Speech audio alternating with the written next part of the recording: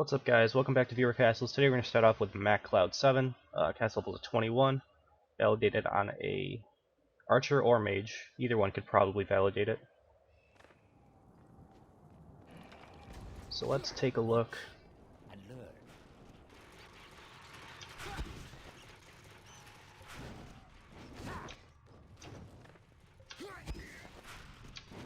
Alright, so we have this room, a bunch of jelly walls, and it looks like there's just this one hunger bot. Unfortunately, having a hunger bot way out in the open like this, I can just headshot it from back here.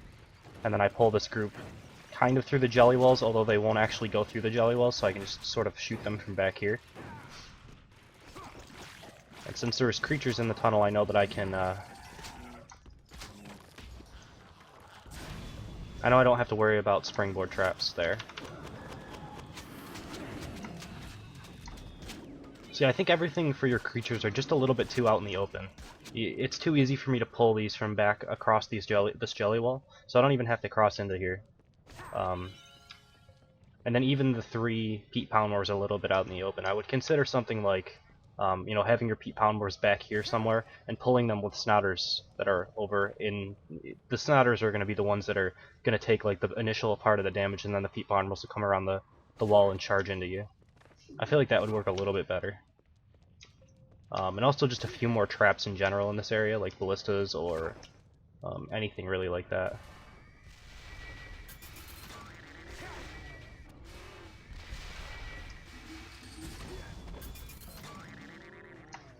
I feel like, I mean, if you're going to try to combo like a Stairmaster that's on this specialization with a Scorpio, you'd probably want to use Pull, the hook specialization instead. Just because this is actually working against you, you have the Scorpio that's pushing me away from the purple eyeballs. So, and then because of the room that you chose, I can skip these 2 mobs. I don't have to actually fight them.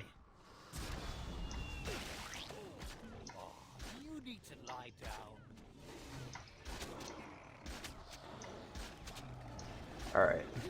And then the boss room is just kind of Snottingham, plus 2 Robo Shieldatrons. I think if you could possibly maybe remove one of the Robo Shieldatrons and add in a Zeke or something. I think having a little bit more DPS in this boss room would probably be better as well.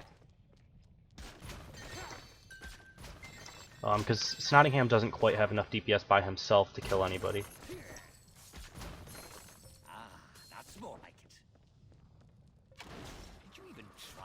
Alright, so we are going to jump into number 2 in just a second. Alright, next up we have itssody, Castle levels of 20, validated on either probably Archer or Mage, most likely Mage. Let's take a look at it. Let's go to work.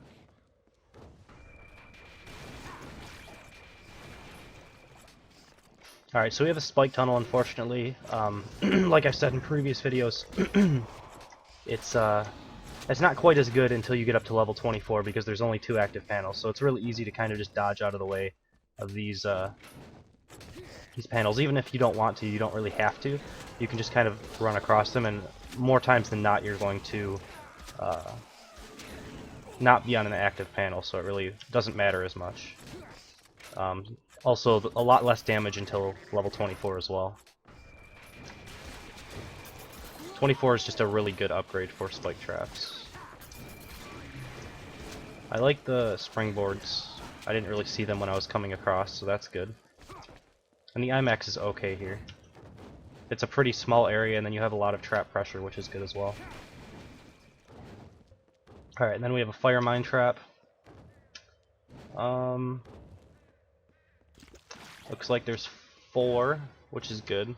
And they're right up against the jelly wall, which is also good.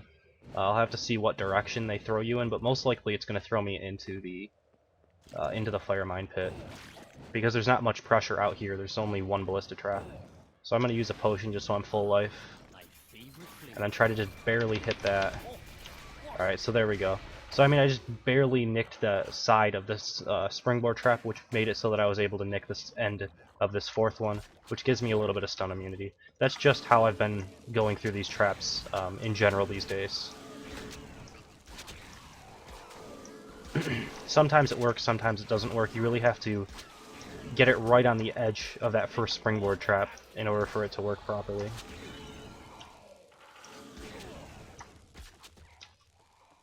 Alright. I'm not sure about 3 IMAXs at the end here, though. Your castle gets a lot more open right here, right? Because it's before the boss room. So even if even if this area was hard to fight in, I could just go into the boss room, and this is a huge area for fighting IMAXs. They're really easy monsters to kite, so not really so sure about that. I would like, you know, Zeeks or something like that. Something that's better in wide open areas. Maybe not Zeeks, I don't know. Zeeks are hard to use because you really need some support for them. They can't just really stand out by themselves. So you have to have a couple Defendertrons or something in the mix so that they can block some damage and stuff. Either way, pretty good castle. We'll jump into the final castle in just a second. Looks like the better man won. Alright, and lastly we have Jeiii. Castle level is a 24. Level 24 archer validated it. So let's take a look at this last castle and see what it's got inside.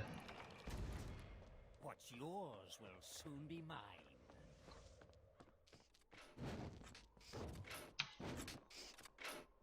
Alright, so another spike tunnel that's not level 24. You do have a level 24 castle, so I would really be looking forward to those that spike trap upgrade. You really want to get that in as quickly as possible. That'll definitely make your win rate go like through the roof compared to what it is now. Level 24s will be able to deal with this sort of spike setup very easily, but once you upgrade it, it's a lot more difficult. At least for archers and mages. This might kill me. I was a little low life, but I made it through. I don't think there's quite enough enough fire mines to do this in this specific setup. Like, I think if you hit this last one, you really need like another row of them on this side, and that's why you don't see this room being used for fire mines all that often. I remember I saw it in another viewer castle, like a week ago or something, and I saw someone that used the same room for a fire mine setup, and I said the same thing where I just don't think there's enough space to get enough fire mines in here to do enough damage to kill someone. I think you need like 4 or 5 more to be able to actually do like lethal amounts of damage. But that being said, more people should actually hit that fire mine setup because they're not used to seeing it. I'll go back for this health globe. Alright.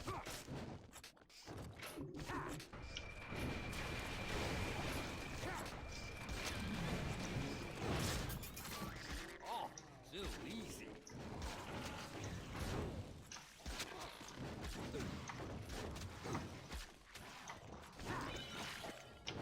Alright, couple Zeeks. The Zeeks are by themselves, so it makes it a little bit easy for me to kill them off. You know, if you had like, I know it would probably be over your point limit, but if you had one Defendertron in here that would be able to like defend them with an AoE or something, it would make them live a lot longer. And then it looks like there's one more fire mine setup with a lot of fire mines at the end.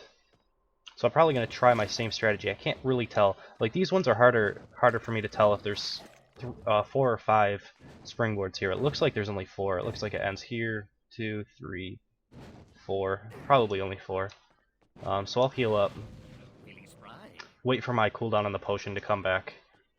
Just in case I have to use one in an emergency.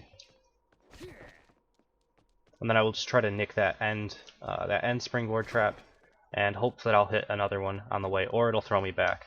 That's kind of how I just generally do it nowadays. It's a little bit harder when you can't quite see them.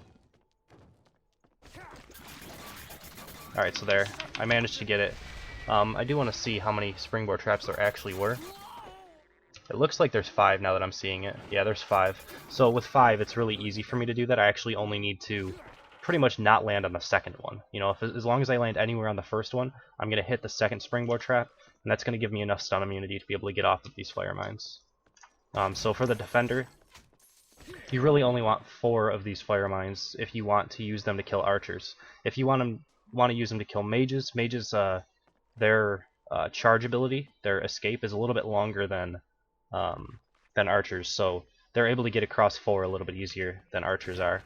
But for archers, if you have 5, pretty much for any class, if you have 5 and you hit that last one right there, it's going to throw you and it's going to land you on this secondary one, which will push you on the fire mines, but then you'll have some stun immunity, which you can use as an escape to get off of them in time to not take any damage. So